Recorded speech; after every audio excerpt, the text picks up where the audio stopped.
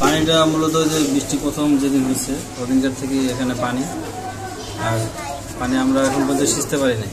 Motor 2 দিন যাবত সিঁচতেছি। আমাদের মসজিদ তো বড় মসজিদ, সাথে অজুখানায় পানি আছে। এটা আমরা দুইটা মোটর লাগাই সিঁচছি। এখন আপাতত সিঁচা প্রায় শেষ পর্যায়ে, অজুখানার পানি এখনও সিঁচা বাকি আছে।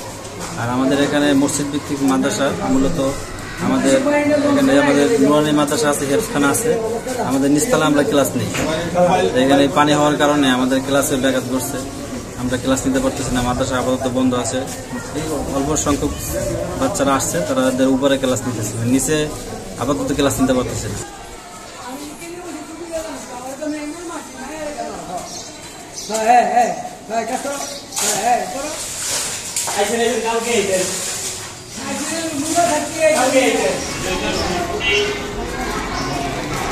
পানিটা মূলত এখানে আমাদের মূল সমস্যা হলো পানি নিষ্কাশনের ব্যবস্থার সমস্যা। যেমন পানিটা যেমন হইলেই সাথে সাথে যেমন ড্রেনে চলে যাবে ওরকম না, পানি নিষ্কাশনের সমস্যার কারণে পানিটা যাইতে দীর্ঘ সময় লাগে। যেমন পানিটা যেমন বৃষ্টি থামলে যেরকম পানিটা চলে যাবে ওরকম না, মানে পানিটা আস্তে আস্তে যায়।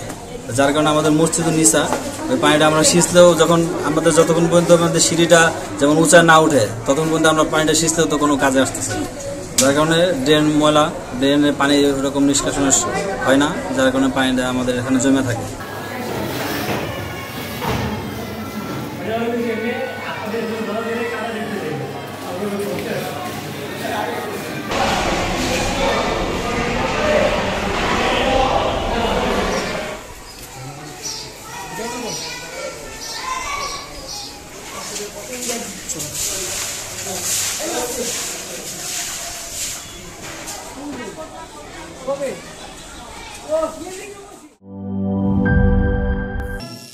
করিম চাচা, আপনার প্রিয় মানুষদের কখনো বিপদে ফেলতে চাইবেন না স্যার। তাহলে আমাদের বিপদে রাখা কি ঠিক হচ্ছে?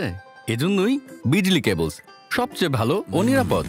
ফ্লেম রিটার্ডেন্ট পিভিসি দিয়ে তৈরি বিজলি কেবলস, নিরাপদ আজীবন।